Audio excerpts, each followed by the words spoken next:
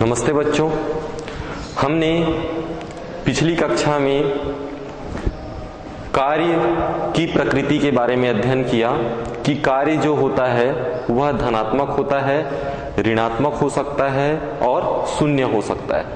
कार्य जो है तीन प्रकार से हो सकता है। पहला होता है धनात्मक कार्य, हम जिसे कहेंगे।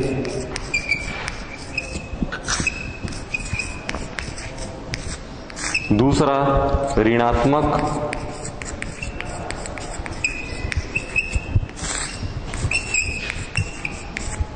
और तीसरा शून्य कार्य।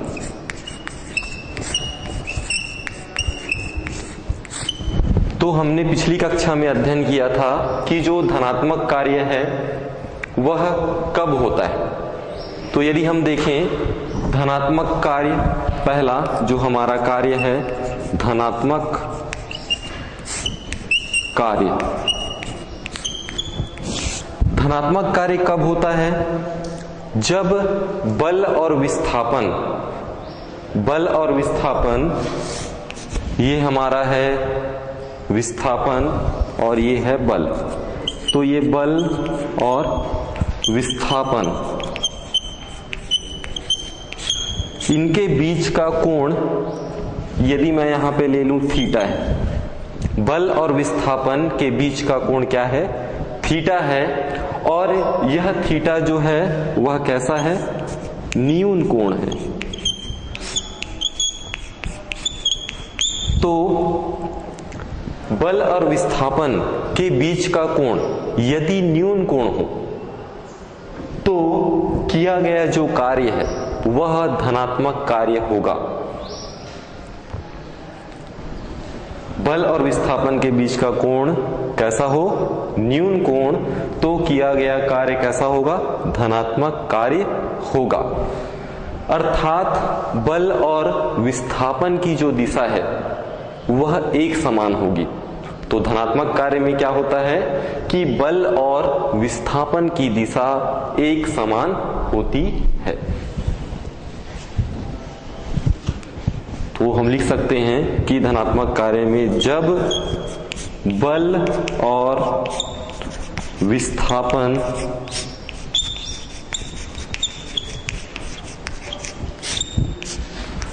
की दिशा कैसी होती है? एक समान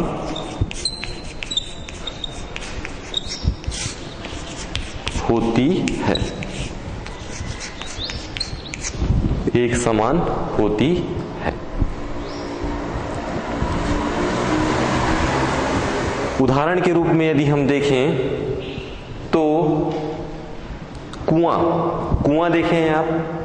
कुएं से आप क्या करते हैं? पानी निकालते हैं। पानी किसके माध्यम से निकालते हैं? रस्सी और बाल्टी। रस्सी जिसमें बाल्टी नीचे बंधी हुई होती है, जब आप रस्सी को ऊपर की ओर खींचते हैं तो क्या होता है? कुएं से जो पानी है रस्सी के माध्यम से आप खींचते हैं तो बाल्टी में जो पानी है आप बल किस ओर लगा रहे हैं? ऊपर की ओर। और वो जो बाल्टी है किस ओर आ रहा है? ऊपर की ओर। तो बल और वस्तु का जो विस्थापन है, हम बल लगाए रस्सी के माध्यम से, हम ऊपर की ओर बाल्टी को खींचे तो जो बाल्टी है जिसमें पानी है तो बाल्टी किस ओर आ रहा है? ऊपर की ओर। तो जो ऊपर की ओर बाल्टी का क्या हो रहा है? विस्थापन। तो बल और विस्थापन क्या है? एक ही दिशा में ऊपर की ओर हुई।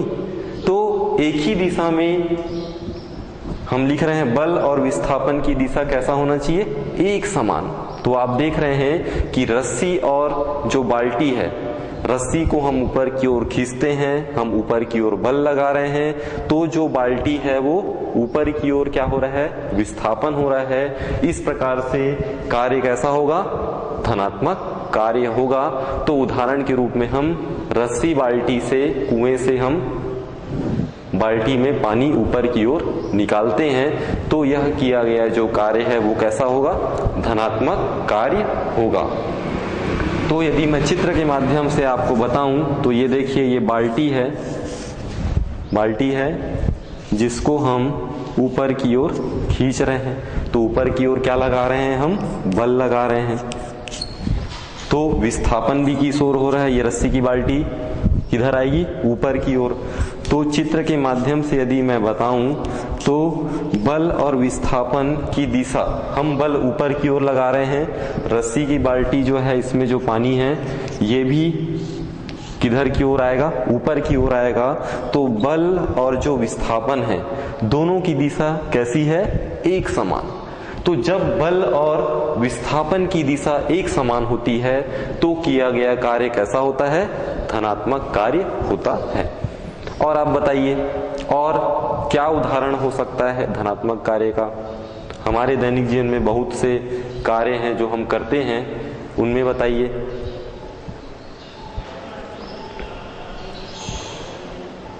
आप देखे होंगे घोड़ा और गाड़ी, बड़े बड़े शहरों में घोड़ा गाड़ी होता है। तो जो घोड़ा है गाड़ी को क्या करता है, खींचता है। तो घोड़ा है और गाड़ी है, जैसे बैल है और गाड़ी है जिसको आप बैलगाड़ी बोलते हैं। तो घोड़ा जो है गाड़ी को खींचेगा, घोड़ा कैसे बल लगाएगा, आगे की ओर बल लगाएगा। गाड़ी भी क्या होगा, साथ में घोड़ा के साथ क्या होगा, आगे की ओर विस्थापित होगा। विस्थापन मैंने बताया पूर्व की कक्षा में कि वस्तु का एक स्थान से दूसरे स्थान तक क्या करना, गमन करना विस्थापन कहलाता है। तो जब घोड़ा आगे की ओर बल लगाता है तो गाड़ी जो है वो क्या होती है, घोड़े के साथ आगे की ओर बढ़ती चली जाती है, विस्थापित होता है, जिसे हम विस्थापन कहते हैं। तो दूसरा यदि हम उदाहरण बोले तो किसका दे सकते हैं, घोड़ा का गाड़ी को खींचना या बैल का गाड़ी को खींचना, जिसको हम बैलगाड़ी कहते हैं। ठीक है, तो इस प्रकार से हम बल और विस्थापन की दिशा एक समान लगाते हैं तो किया गया जो कार्य है वो होता है धनात्मक कार्य। तो आप याद रखिए कि जब बल और विस्थापन की दिशा एक समान होती है तो किया गया कार्य धनात्मक होता है। अब दूसरा जो कार्य है हमारा वो क्या है, ऋणात्मक कार्य। तो आइए हम देखते हैं ऋणात्मक कार्य क्या होता है।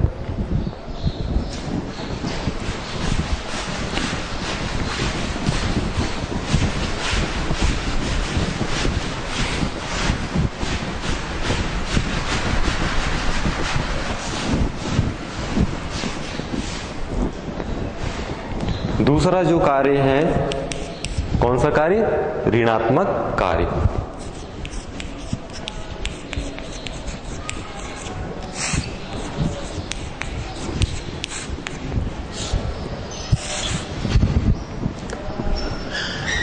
ऋणात्मक कार्य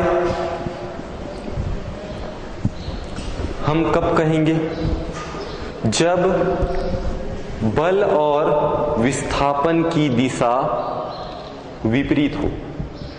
जब बल और विस्थापन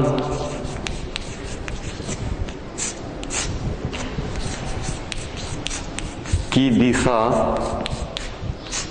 कैसी हो, विपरीत हो।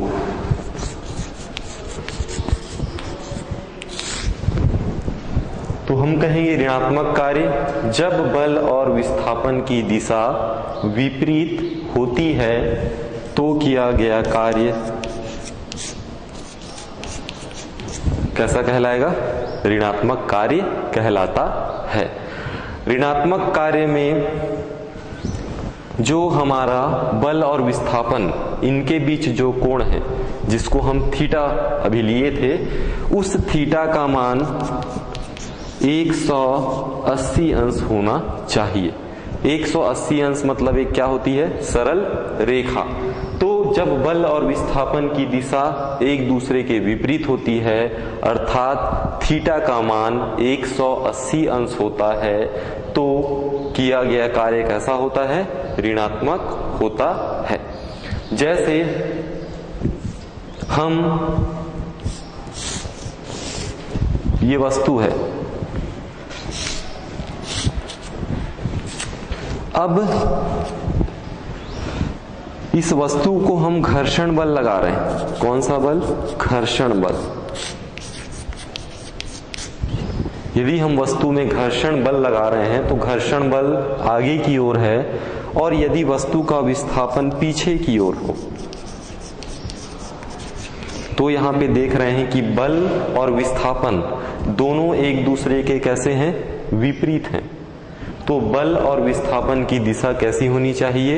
एक दूसरे के विपरीत, अर्थात थीटा का मान कितना? 180 अंश। तो ये सरल रेखा है, यहाँ पे ये जो कोण है ये कितना होगा? 180 अंश होगा। इस प्रकार से हम दूसरे शब्दों में और बताएं और चित्र के माध्यम से बताएं तो यदि ये वस्तु नीचे की ओर बल लगा रहा है और वस्तु का विस्थापन ऊपर की ओर हो तो उसे कौन सा कार्य कहेंगे? ऋणात्मक कार्य कहेंगे। अब इसका यदि हम उदाहरण देखें तो इसका उदाहरण ऋणात्मक कार्य का, तो हम कुएं से क्या कर रहे हैं? बाल्टी लेते हैं, बाल्टी का हम क्या कर रहे हैं? बल लगाकर ऊपर की ओर खींचते हैं। तो ये हमारी बाल्टी है, इस बाल्टी को हम रस्सी के माध्यम से कुएं से ऊपर की ओर निकाल रहे हैं। अब आप जानते हैं कि जब हम बल ऊपर की ओर लगा रहे हैं, बल हम कैसे लगा रहे हैं? ऊपर की ओर। यदि इस रस्सी बाल्टी को हम ऊपर की ओर खींच रहे हैं, बल लगाएंगे तो बाल्टी क्या होगा? ऊपर की ओर आना प्रारंभ होगा। अब आप जानते हैं कि हमारा जो इस पृथ्वी पर कौन सा बल कार्य करता है? गुरुत्वाकर्षण बल कार्य करता है। यदि हम गुरुत्वाकर्षण बल को लें तो गुरुत्वाकर्षण बल कैसे कार्य करेगा? ऊपर से नीचे की ओर। तो इस बाल्टी पर गुरुत्वाकर्षण बल यदि हम देखें तो वो कैसे कार्य करेगा? नीचे की ओर। तो ये हो गया आपका गुरुत्वाकर्षण बल। हम बल ऊपर लगा रहे हैं, वो हमारा बल है, और यहां पे हम किसकी बात कर रहे हैं? गुरुत्वाकर्षण बल की। तो गुरुत्वाकर्षण बल के अनुसार यदि हम ले, गुरुत्वाकर्षण बल के अनुसार यदि हम देखें तो गुरुत्वाकर्षण बल इस बाल्टी पर ऊपर से नीचे की ओर, लेकिन जब हम उसको बल लगा रहे हैं तो बाल्टी किधर आ रही है? ऊपर की ओर। तो ऊपर की ओर आ रही है तो इसे क्या कहेंगे? विस्थापन। तो यदि हम गुरुत्वाकर्षण बल को लेते हैं तो गुरुत्वाकर्षण बल और जो विस्थापन है इन दोनों की दिशा कैसी हुई? विपरीत हुई। तो यदि हम गुरुत्वाकर्षण बल को लेकर यदि हम वस्तु के लिए देखें तो उस बाल्टी उस के द्वारा जो किया गया कार्य है वो कैसा हो जाएगा? ऋणात्मक। तो रस्सी बाल्टी का जो हम उदाहरण लिए, एक जो धनात्मक बताया जब दोनों ऊपर साथ साथ आए, बल लगाए, उस बल के अनुसार यदि विस्थापन हुआ तो वो कैसा हुआ? धनात्मक कार्य। अब यदि हम गुरुत्वाकर्षण बल के आधार पे लेते हैं तो कैसा हो जाएगा कार्य? ऋणात्मक कार्य। तो हम एक उदाहरण ले रहे हैं लेकिन उसको दो अन्य बल के आधार पे ले रहे हैं। तो इस प्रकार से यहाँ पे जो किया गया कार्य है वो कैसा होगा? ऋणात्मक कार्य होगा। अब तीसरा जो है वो हमारा है कौन सा कार्य? शून्य कार्य। तो आइए शून्य कार्य कब होगा?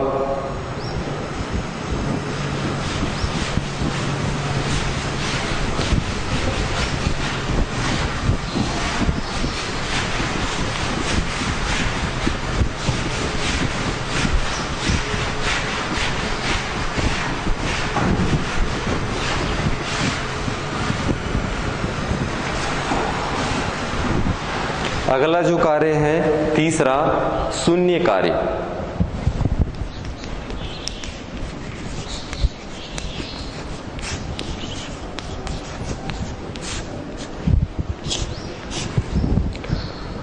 शून्य कार्य कब होगा? जब बल और विस्थापन के बीच का कोण 90 अंश हो। बल और विस्थापन के बीच का कोण 90 अंश हो, अर्थात थीटा बराबर 90 अंश। थीटा बराबर 90 अंश होगा। इस कंडीशन में बल जो है वस्तु की गति के लंबवत, बल वस्तु की गति के कैसी होगी, लंबवत होगी, या बल लगाए जाने पर वस्तु का विस्थापन शून्य होगा। यदि हम बल लगाएंगे तो वस्तु का विस्थापन कैसा होगा, शून्य है, तो किया गया कार्य जो है वो शून्य कार्य कहलाएगा या शून्य कार्य कहलाता है। जब बल वस्तु की गति के लंबवत हो, जब बल वस्तु की गति के कैसा हो, लंबवत हो, या बल लगाए जाने पर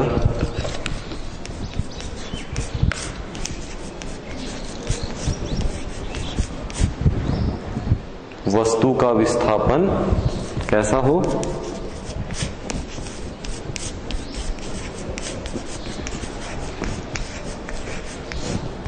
शून्य हो।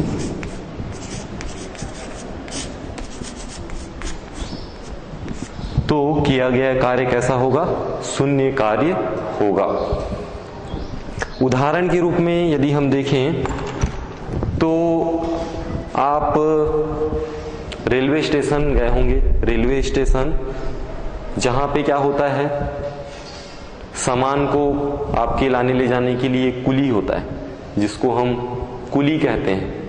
उस कुली का क्या कार्य है कि आपके सामान को क्या करता है, वो एक स्थान से दूसरे स्थान तक आप देखे होंगे कि वे जो कुली होते हैं सामान्यतः आपका जो बोझ है, जो सामान है, उसको अपने सर के ऊपर रख कर क्या करता है, वो एक प्लेटफॉर्म से दूसरे प्लेटफॉर्म तक ले जाता है। तो जब कुली अपने सर पर यदि उस सामान को रखा है, आपने मान लीजिए सूटकेस दिया, सूटकेस, उस सूटकेस को उसने अपने सर के ऊपर रखा और खड़ा है,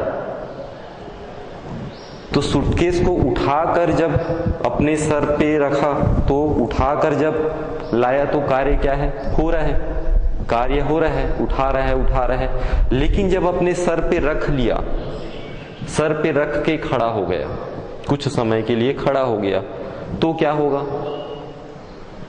कार्य होगा। रखकर वो खड़ा है, वस्तु का विस्थापन शुरू में जब उठाया तो कार्य हो रहा था, लेकिन जब उसे अपने सर पे रख कर खड़ा है तो क्या कार्य होगा, नहीं होगा। तो उस कुली का, सूटकेस का अपने सर पे रखना और रख कर खड़ा रहना कार्य कहलाएगा, नहीं कहलाएगा। तो इसी को ही हम क्या कहते हैं, शून्य कार्य। कि जब बल वस्तु की गति के लंबवत हो या बल लगाए जाने पर, बल हम लगाकर उसको हम सर पर रखे, लेकिन वस्तु का विस्थापन शून्य है, वस्तु विस्थापित नहीं हुई है, उसी स्थान पे वो रखा हुआ है, तो यह जो कार्य है वह शून्य कार्य कहलाता है। तो इस प्रकार से जो कार्य है वो 3 प्रकार के होते हैं, या हम कह सकते हैं कि कार्य धनात्मक होते हैं, ऋणात्मक होता है और कैसा होता है, शून्य होता है।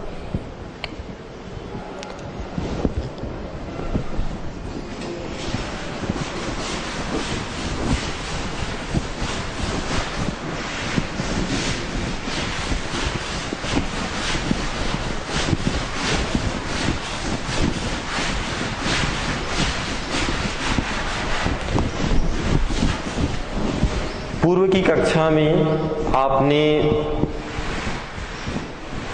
कार्य की परिभाषा, कार्य बराबर क्या होता है, बल गुणित बल की दिशा में विस्थापन। इसका अध्ययन किया। यदि आपको किसी पिंड पर, कोई पिंड है उस पर आप बल लगाते हैं, तो आंगिक उदाहरण जैसे आपका प्रश्न आता है कि कोई पिंड है, उस पिंड पर यदि हम बल लगाएं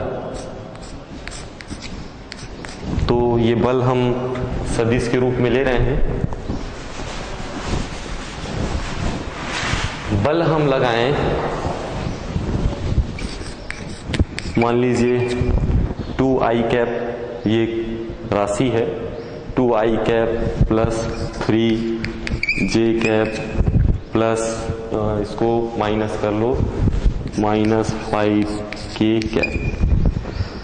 यदि इस राशि इतने न्यूटन, बल का मात्रक क्या होता है, न्यूटन, ऐसा ही मात्रक न्यूटन होता है। तो यदि किसी वस्तु के द्वारा किसी वस्तु पर आप, ये एक राशि है 2i cap plus 3j cap minus 5k cap Newton, इतने का यदि बल लगाएं तो बल की दिशा में वस्तु का जो विस्थापन है, विस्थापन को हम s से प्रदर्शित करते हैं।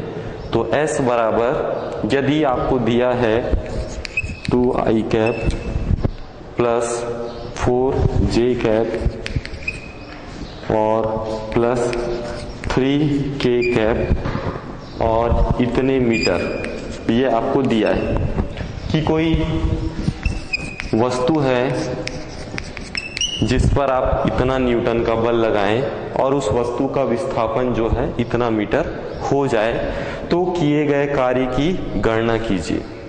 तो जो कार्य होगा उसकी आपको गणना करना है। तो कार्य बराबर हम पढ़े हैं बल गुणित बल की दिशा में विस्थापन। तो कार्य को हम किससे दर्शाते हैं, W से, बल को F से, विस्थापन को D से, तो F इंटू क्या होता है D, और विस्थापन को हम D से दर्शा रहे हैं, लेकिन प्रश्न में हमको विस्थापन किस में दिया है, S। तो हमारा जो सूत्र है वो क्या हो जाएगा, रूपांतरित होके F इंटू क्या हो जाएगा S। तो इस प्रकार से कार्य बराबर बल गुणा बल की दिशा में विस्थापन, तो ये हो जाएगा F इंटू S। अब यदि हम मान रखें तो कार्य है W, किसका मान रखेंगे, F का। F का मान कितना दिया है, 2i cap plus 3j cap minus 5k cap, और उसके बाद इंटू S का है 2i cap plus 4j cap plus 3k cap. ये हमारा S का मान हो गया। अब इसको हल करना है, तो आप जानते हैं कि I वाला किसके साथ गुणा होगा, I के साथ, J के साथ, K के साथ। जब I cap into I cap का आपस में गुणा होता है तो उसका मान कितना होता है, 1। J कैप का J कैप से होगा तो उसका मान कितना होगा, 1। K का K से होगा तो उसका मान कितना होगा, 1। तो हमारी जो राशि है 2 का 2 से होगा तो 2 दूनी 4, I कैप का हो गया 1, ठीक। तो 1 4 से गुणा होगा तो 4 ही मिलेगा। 3 का 4 से 4 तिया 12, J कैप का J कैप से गुणा होगा उसका मान कितना होगा, 1, ऋण 5, K कैप, अच्छा 5 का किससे होगा, 3 से, तो 5 तिया कितना होगा, 15, तो ये हो गई 15। K कैप से कितना होगा, 1। अब यहाँ पे देखते हैं कि 4 और 12 दोनों क्या होगा, आपस में जुड़ेगा, कितना होगा, 12 4 16 ऋण 15। 16 में यदि आप 15 घटाएंगे कितना आएगा, 1। तो इस प्रकार से जो किया गया कार्य है वो 1 क्या होगा, 1 जूल। कार्य का जो मात्रक है वो जूल। कब होता है जूल? जब बल न्यूटन में हो, विस्थापन मीटर में हो। तो प्रश्न में आपको दिया है न्यूटन मीटर, इसीलिए वह जो कार्य है वह जूल में आएगा। तो यदि न्यूटन मीटर, यदि बल न्यूटन हो और विस्थापन मीटर में हो तो किया गया कार्य क्या कहलाता है? 1 जूल।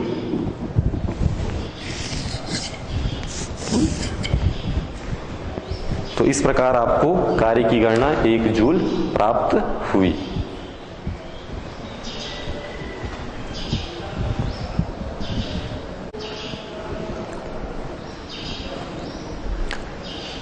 इसके पश्चात हम आगे बढ़ते हैं।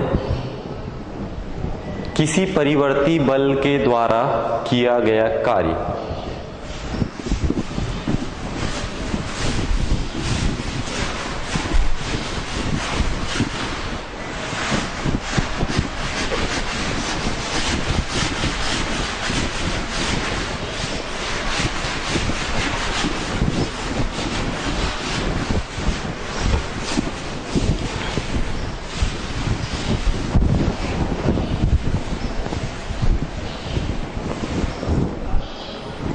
किसी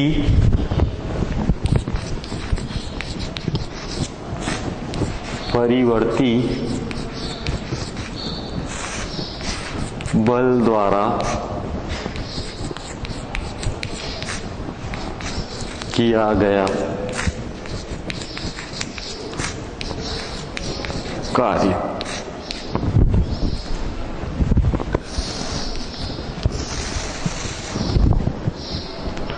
तो जब किसी वस्तु पर आप आरोपित बल, किसी वस्तु पे आप जब बल आरोपित करते हैं तो उसका जो मान है, वह जो दिशा है, वह समय के साथ या वस्तु की स्थिति के साथ सदैव क्या होती है? बदलती रहती है। तो उसे हम कहते हैं परिवर्ती। परिवर्ती मतलब बदलना।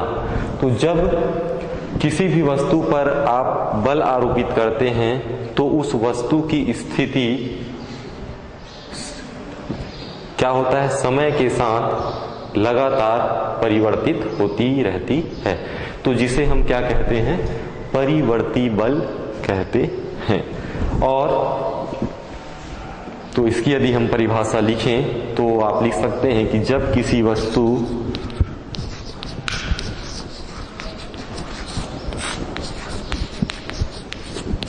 पर आरोपित बल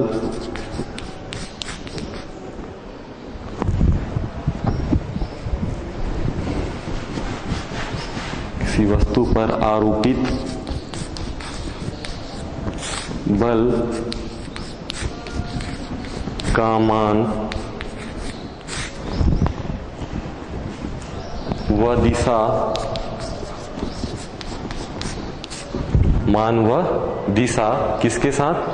समय के साथ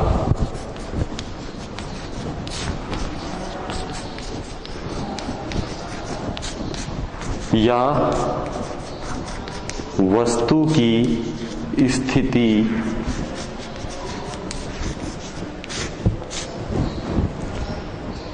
के साथ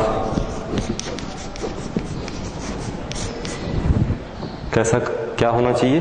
बदलना चाहिए। तो वस्तु की स्थिति के साथ बदलते हैं।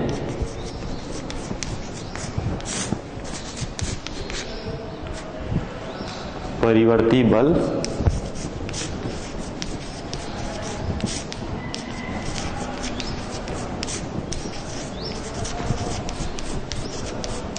कहलाता है। तो जब किसी वस्तु पर आरोपित बल का मान व दिशा समय के साथ या वस्तु की स्थिति के साथ बदलते हैं, परिवर्ती बल कहलाता है। उदाहरण के रूप में यदि आप देखें तो सरल लोलक, आप देखें सरल लोलक जिसे हम पेंडुलम कहते हैं, पेंडुलम वाली घड़ी भी देखे होंगे, जो अपने माध्य स्थिति के दोनों ओर इस प्रकार से एक ये इसकी बीच की स्थिति है, इसके दोनों ओर सरल आवर्त गति करती है, इसे हम कहते हैं सरल लोलक। तो सरल लोलक जो अपनी मध्यमान स्थिति से एक ओर क्या करती है, विस्थापित होती है, इसके पश्चात इसे हम यदि छोड़ दें, इसे कुछ दूर पे ले जाके छोड़ दें, तो छोड़ देने पर इस पे एक बल कार्य करता है जिसे हम कहते हैं प्रत्यानयन बल। कौन सा बल? प्रत्यानयन बल। और इस प्रत्यानयन बल के कारण ही ये जो सरल लोलक है अपने माध्य स्थिति के दोनों ओर सरल आवर्त गति करने लगती है। तो इस प्रकार से ये जो गति है अपने मध्यमान स्थिति के दोनों ओर किस प्रकार की गति करता है, ये परिवर्ती बल कार्य करता है, प्रत्यानयन बल, जिसके कारण इसकी जो गति है वो हम कहेंगे कि परिवर्ती बल के द्वारा किया गया कार्य। आप बल लगाए इस ओर, लेकिन उस बल का प्रभाव क्या हुआ इसकी दूसरी ओर, फिर इस ओर से फिर वो बल क्या होगा, अगली ओर जाएगा। तो इस प्रकार से यहाँ पर परिवर्ती बल कार्य करता है और सरल लोलक के द्वारा जो किया गया कार्य है वो आपका है परिवर्ती बल के द्वारा किया गया कार्य है। आगे हम पढ़ते हैं, हमारा जो इकाई है वह है कार्य, ऊर्जा एवं शक्ति। तो हमने कार्य का अध्ययन किया, अब ऊर्जा का हम अध्ययन करते हैं। ऊर्जा किसे कहते हैं?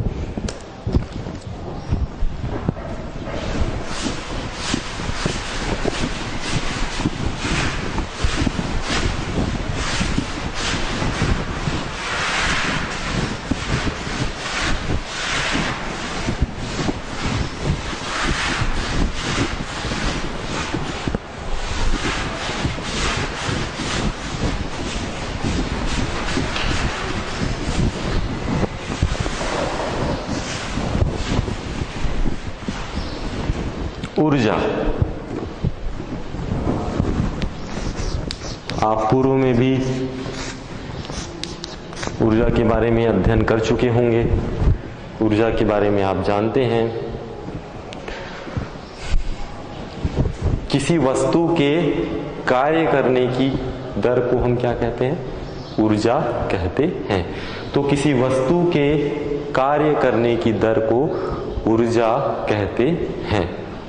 और प्रत्येक कार्य, कोई भी कार्य हो जिसको आपको करना है, तो प्रत्येक कार्य को करने के लिए किसकी आवश्यकता होती है? ऊर्जा की आवश्यकता होती है। तो हम कहेंगे कि किसी वस्तु के कार्य करने की दर को ऊर्जा कहते हैं और प्रत्येक कार्य को करने के लिए ऊर्जा की आवश्यकता होती है। तो हम ऊर्जा की जो परिभाषा है, किसी वस्तु के कार्य करने की कुल क्षमता भी हम कह सकते हैं। तो किसी वस्तु के कार्य करने की कुल क्षमता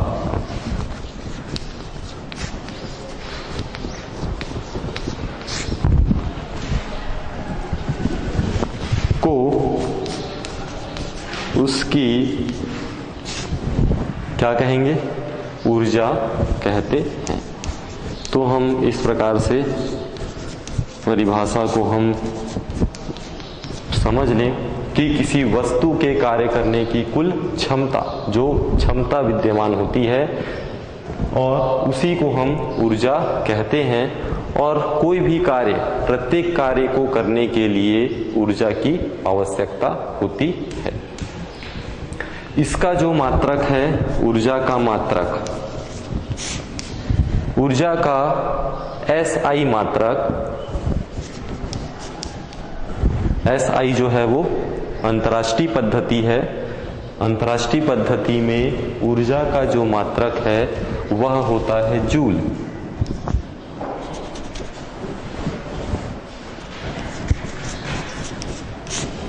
क्या होता है? जूल।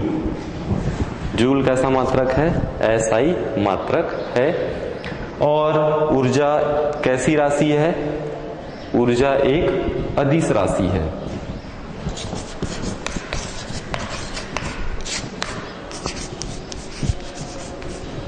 दो राशियां होती है, सदिश राशियां और अदिश राशियां, आप जानते हैं, जिसमें ऊर्जा अदिश राशि होता है और इसका विमीय सूत्र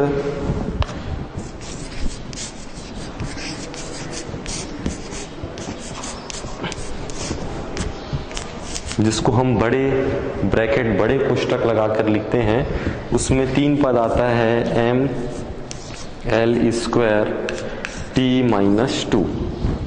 कार्य का जो विमीय सूत्र है हमने पढ़ा है, वही ऊर्जा का विमीय सूत्र होता है, ml² T-2। m यहाँ पे द्रव्यमान है, l जो है लंबाई है, घात में 2 है तो 2 बार ये है, t जो है वो समय है, घात में 2 है लेकिन समय कैसा है? ऋणात्मक है, मतलब वो अपॉन में है, बटे में है, तो वो राशि होती है ml² T-2। ये विमीय सूत्र है किसका? ऊर्जा का। तो इस प्रकार से आप याद रखिएगा कि किसी वस्तु के कार्य करने की कुल क्षमता को उसकी ऊर्जा कहते हैं और इसका एसआई मात्रक होता है जूल। कार्य एक अदिश राशि है और इसका विमीय सूत्र होता है ml² T-2। ऊर्जा, हम यहाँ पे ऊर्जा के बारे में देख रहे हैं। तो ऊर्जा कितने प्रकार की होती है आप जानते हैं, आप पढ़े हैं। ऊर्जा जो है विभिन्न रूपों में विद्यमान है, जिनमें से हम जानते हैं कौन कौन सी ऊर्जा। यांत्रिक ऊर्जा यदि हम देखें तो यांत्रिक ऊर्जा विद्यमान है, और रासायनिक ऊर्जा,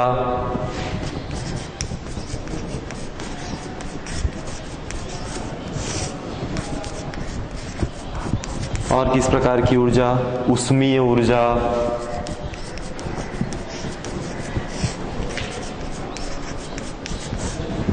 और आप कौन सी ऊर्जा जानते हैं? प्रकाश ऊर्जा,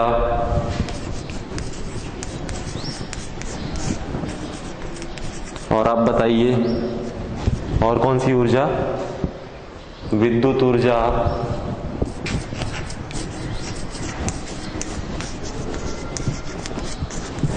तो इस प्रकार से ऊर्जा के विभिन्न रूप हैं। आपने पूर्व की कक्षा 10वीं में भी इसका अध्ययन किया है, ऊर्जा के विभिन्न रूप, जिनमें हम यहाँ पे मुख्य रूप से देखें तो यांत्रिक ऊर्जा, रासायनिक ऊर्जा, ऊष्मीय ऊर्जा, प्रकाश से हम ऊर्जा प्राप्त करते हैं प्रकाश ऊर्जा, और विद्युत से हम ऊर्जा प्राप्त करते हैं विद्युत ऊर्जा। तो आपको इस अध्याय में यांत्रिक ऊर्जा के बारे में अध्ययन करना है। बाकी जो ऊर्जाएं हैं उनके बारे में आपको अध्ययन नहीं करना है। तो ये जो यांत्रिक ऊर्जा है ये क्या होती है, आइए देखते हैं यांत्रिक ऊर्जा किसे कहते हैं।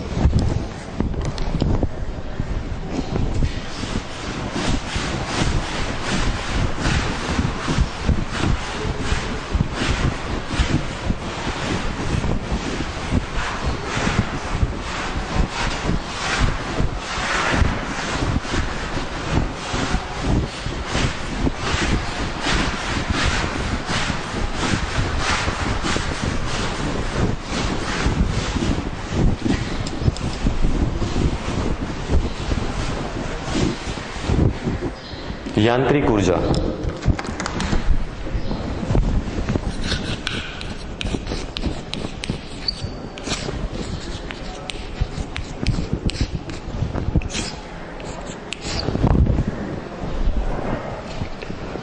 यांत्रिक ऊर्जा जो होती है किसी भी वस्तु, कोई वस्तु है उसके द्वारा गति, वस्तु के द्वारा गति, उसकी स्थिति या विन्यास के कारण प्राप्त की गई या छोड़ी गई ऊर्जा को उसकी यांत्रिक ऊर्जा कहते हैं।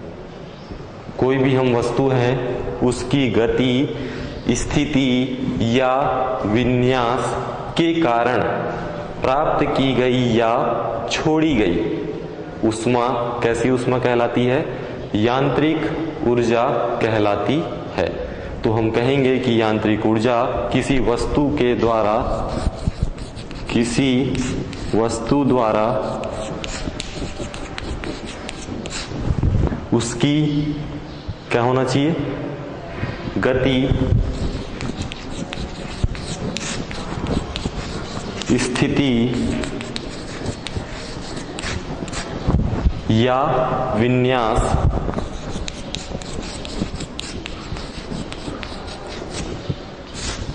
के कारण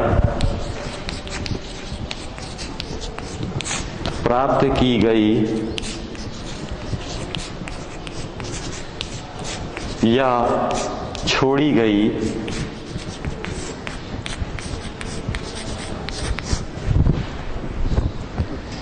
ऊर्जा को उसकी क्या कहेंगे? यांत्रिक ऊर्जा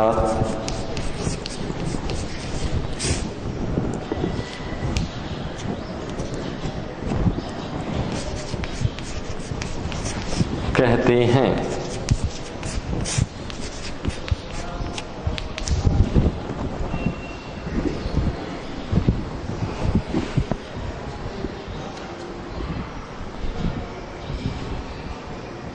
तो ये हुआ हमारा यांत्रिक ऊर्जा कि किसी वस्तु के द्वारा उसकी गति, चाहे वो गति अवस्था में हो, उसकी स्थिति किस स्थिति में है, उसका आकार, आकृति, विन्यास के जो कारण है प्राप्त की गई कुछ ऊर्जा प्राप्त करेगी या छोड़ी गई ऊर्जा को हम यांत्रिक ऊर्जा कहते हैं। और यांत्रिक ऊर्जा दो प्रकार का होता है।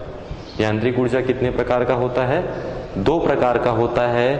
पहला गतिज ऊर्जा और दूसरी स्थितिज ऊर्जा। तो यांत्रिक ऊर्जा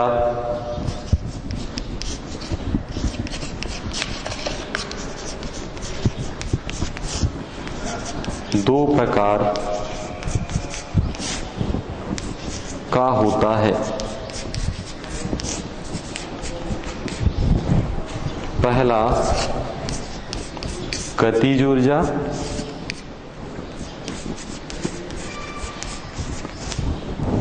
और दूसरा स्थितिज ऊर्जा।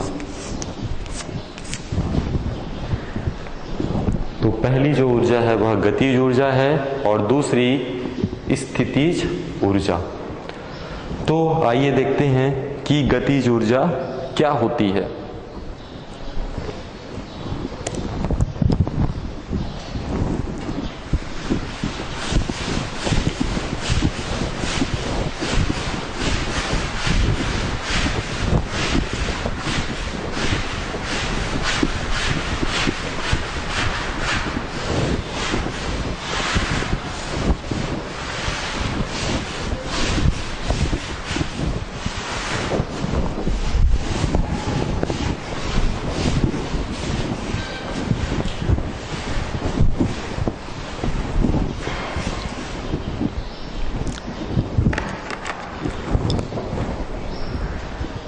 गतिज ऊर्जा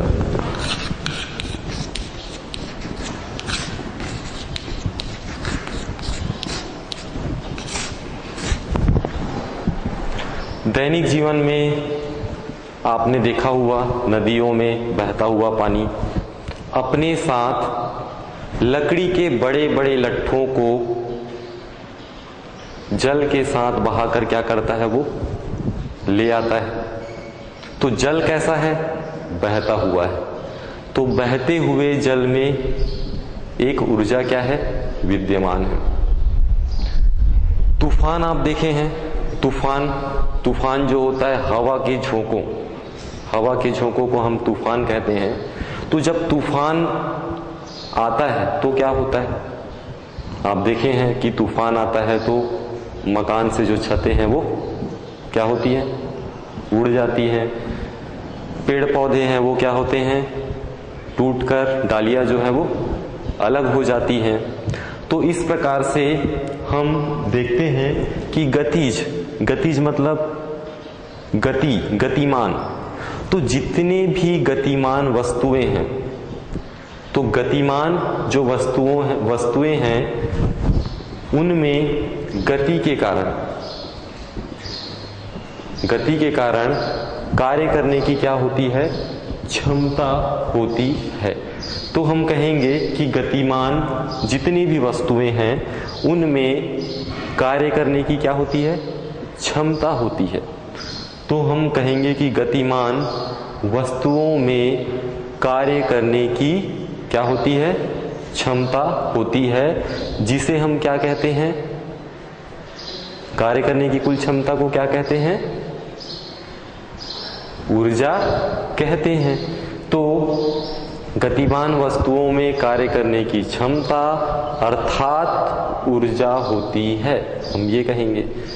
अब किसी भी वस्तु में, कोई वस्तु है उसमें गति के कारण जो ऊर्जा होगी उसको हम क्या कहेंगे, गतिज ऊर्जा।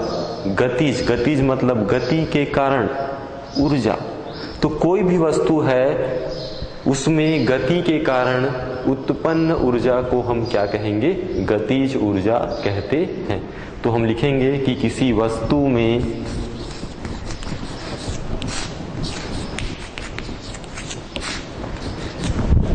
उसकी गति के कारण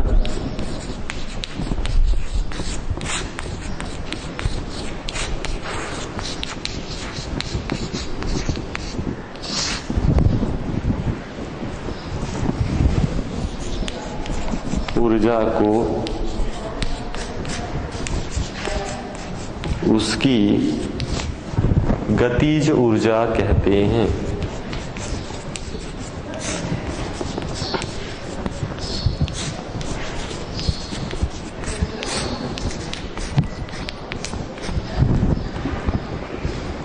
अब ये जो गतिज ऊर्जा है जिसको हम अंग्रेजी में बोलते हैं काइनेटिक एनर्जी, गतिज ऊर्जा हम हिंदी में बोलते हैं, अंग्रेजी में इसका यदि लिखे हम विस्तार तो होगा काइनेटिक एनर्जी।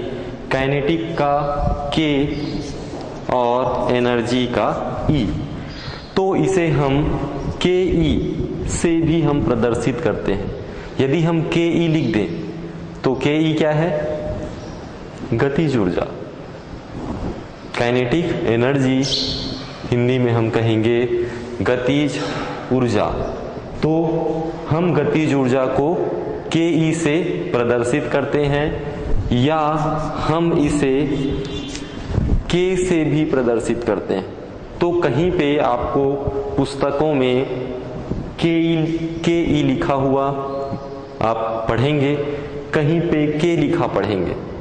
तो के ई या के क्या है, कौन सी ऊर्जा है, गतिज ऊर्जा। तो ये संकेत है, ये उसे प्रदर्शित करने का एक अंग्रेजी वर्णमाला में इन्हें हम प्रदर्शित करते हैं। तो गतिज ऊर्जा को हम काइनेटिक एनर्जी के ई से प्रदर्शित करते हैं। ठीक, के ई या के से आपको लिखा हुआ मिलेगा, आप पढ़ेंगे तो वह क्या है, गतिज ऊर्जा है।